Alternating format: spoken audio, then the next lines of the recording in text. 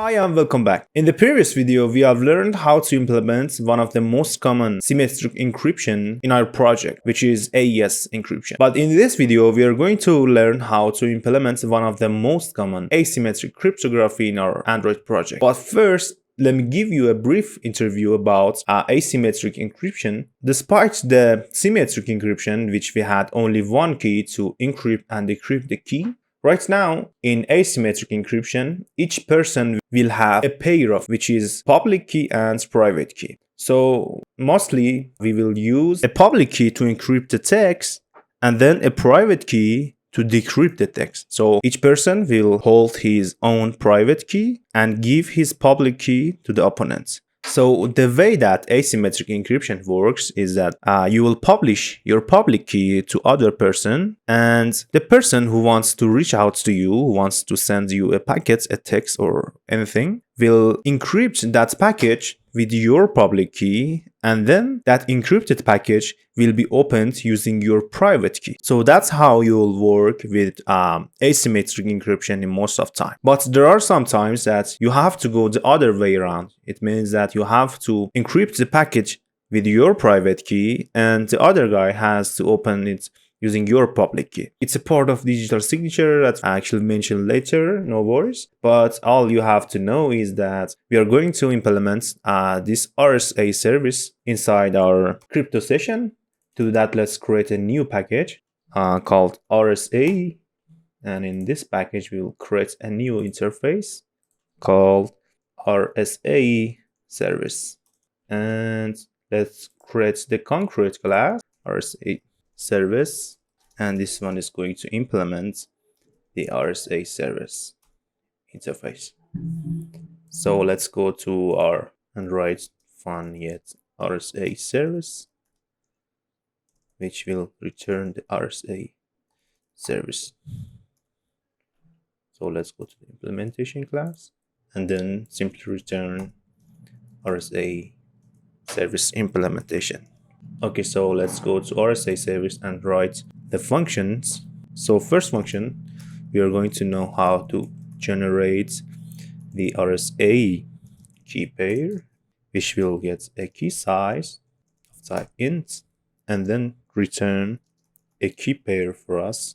The next thing is going to be how to convert our key pair to string, which will get a key pair and return a pair of string to string.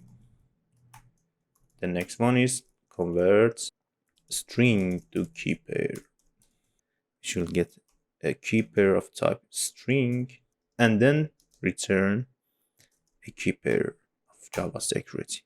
The next functions are going to be, actually they are suspend functions, encryptText, which will get a text of type string and a public key and will return a nullable string. Also, we will overload this by a private key. As I told you before, this is going to be used in digital signature later.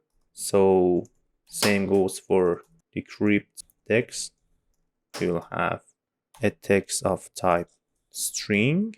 Then we will have the decrypted text of type string and also one private key, which will return a nullable string and also a public. So let's move to the concrete class and implement all of these methods. So first of all, to create a key pair, we are going to need a KeyPairGenerator. So private val KeyPairGenerator is going to be KeyPairGenerator of type java.security and get instance, and we will pass the RSA algorithm to it. So down here, we are going to need to initialize this KeyPairGenerator using our key size and then return the KeyPairGenerator.generateKeyPair.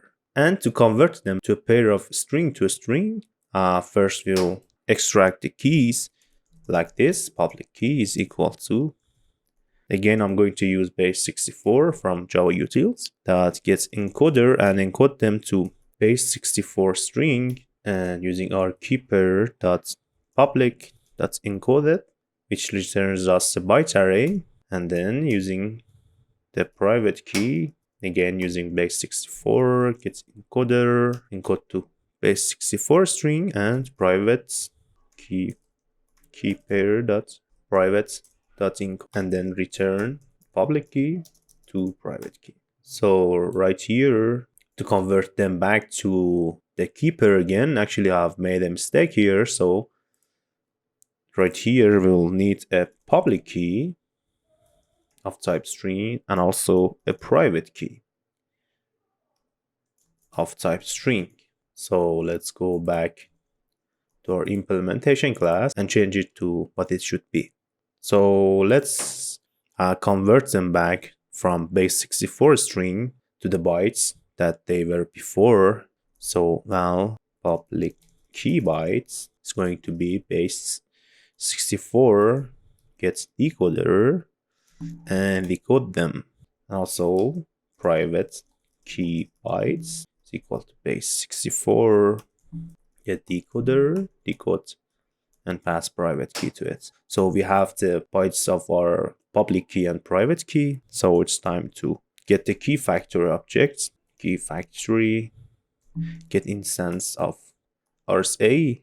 Actually, we can move it up here and then use it here. So public key specs is equal to X509 encoded key specs and pass the public key bytes to it, and also private key specs is equal to PKCS8 encoded key specs and pass private key bytes to it. I always forget the vowel. So let's create the public key, and it's going to use key factory generate public key, and you'll see it's going to require a key spec, which we will pass the public key spec to it, and private key is equal to key factory and generates private, and then pass private key specs, then return these two objects that are shadowed currently. So let's change it to public key string and private key string. Let's rename it here as well. So it's going to be public key string and private key string, and then return a key pair passing public key and private key. Okay, so right now let's go to the encryptText function. We are going to use Kotlin coroutine and then using with context and switch to dispatchers.default and launch a block. And for now we'll return just a simple string to get rid of all of these red line errors. So first of all, we are going to need a cipher, an RSA cipher, but we're also going to need the algorithm. So I'll create the algorithm name first. Asymmetric algorithm is equal to RSA ECP. Actually, let me copy and paste it. So cool. Now let's create the cipher object. RSA cipher is equal to cipher get instance and pass the asymmetric algorithm to it. So right here, first we are going to initialize the RSA cipher using init and pass encrypt mode cipher.encrypt mode and pass the public key to it. And after that, we will encrypt the text. So encrypted bytes will be returned, but we will wrap it inside a try catch block. Guys, I know you can use just run catching, but I'm doing for more simpler purpose that everyone will understand what's going on here. So in case of any exception, we will print a stack trace and return null object. But here we will use the cipher to do final and pass the text to the byte array. So we will use the bytes. And down here, we will use base64 to encoded string. So encrypted bytes will be here. And same goes for the other one, but instead of public key, we will simply just use private key. And then I do have one position here. Now it's for, so let me remove this one. Okay, so this one is equal sign. And down here, we would do the same using with context dispatchers.default block return dummy string for now. Okay, so let me remove this one. So right here, all we need to do first is init our Cipher to decrypt mode and pass the private key to it and get the decoded data bytes using base64, get decoder, decode, and pass the decrypted text to it. So right here, we are going to need to wrap it inside a try catch block and print the stack trace in case of any exception. And up here, we'll use the decrypted bytes using RSA Cipher and do final and pass the decoded data bytes. Here, we want to return this block. In case of exception, we will return null. And in case of retrieving the decrypted text, we will create a new instance of decrypted bytes and return a new string. And same goes for the other function. But instead of the private key, we will use the public key. Simple as that. Now it's time to test our RsaService. Let's move to the application package and create the main activity. So whenever we want to click on this button, want to create a new creating scope using dispatchers.main and launch a new block. I know, guys, this is not a good practice, but this is only for our testing purposes.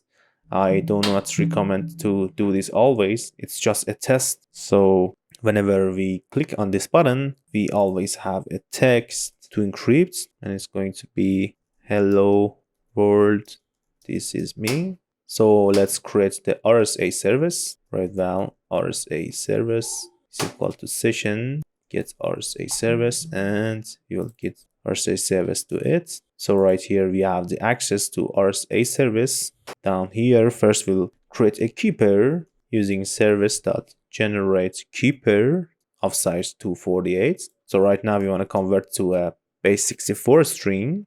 Converted is equal to KeyPair is equal to service.convertKeyPairToString. We'll pass it to it, and then we want to log. Seeing here is the private key, which is the second, and here's the public key, which is the first of this pair. So let's create this log. So we will log the keys here, and then we want to actually convert this text to encrypted. Now encrypted text is equal to service.encryptText. We'll pass text to encrypt as text and then pass the public key. So KeyPair.public. And right after it, we will check if encrypted is not null. Then we want to decrypt it. So service.decryptText, we will pass it as the encrypted text. Actually, this naming is wrong, so we have to pass the encrypted text here. Let me fix this first.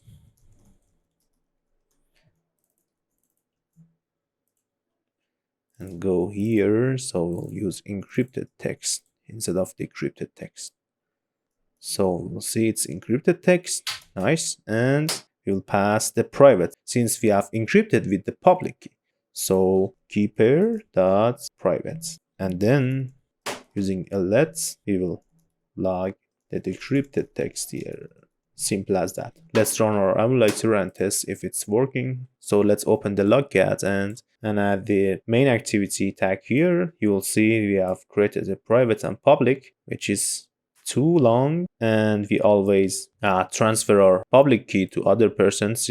It's way much smaller, and we always use this RSA encryption to actually exchange the symmetric or the AES key. So the RSA is mostly used for exchanging the AES key or the symmetric key. So we won't be able to actually encrypt or decrypt file using RSA. So that's it for the RSA section. Hope you guys have learned something from me, and if you have any question, drop it inside the comment section below. So till the next video, see you everyone.